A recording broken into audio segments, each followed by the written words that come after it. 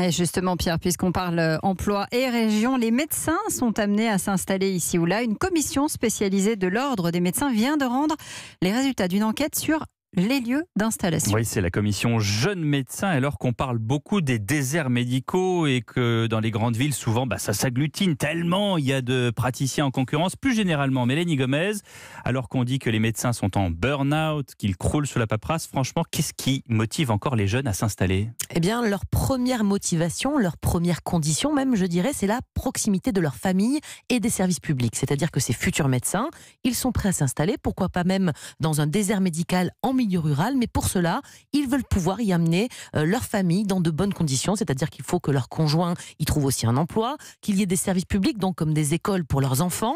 En fait, ils sont juste comme tous les jeunes de leur génération, ils sont prêts à bosser là où on a besoin d'eux. C'est le cas d'Isaline, 27 ans. L'an prochain, elle va ouvrir son cabinet de généraliste. Ça sera dans un désert médical, mais sans sacrifier sa vie personnelle. Je compte pas, même dès le début, même sans enfant, faire un temps plein. Je pense travailler 4 jours et demi par semaine au début et après quand j'aurai des enfants à revoir.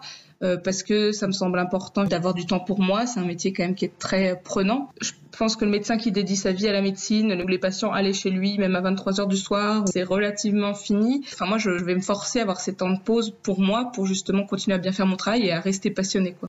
Alors pour préserver sa vie personnelle, justement, elle va ouvrir un cabinet avec une autre généraliste et même sûrement un kiné. Et ça aussi, c'est un vrai déterminant. Les futurs médecins ne veulent plus travailler seuls. Ils veulent travailler dans une maison de santé ou au moins dans un exercice coordonné avec des infirmières, des pharmaciens, des sages-femmes. Bref, ce qu'ils veulent aujourd'hui, c'est travailler en équipe. Merci Mélanie Gomez, spécialiste santé d'Europe 1.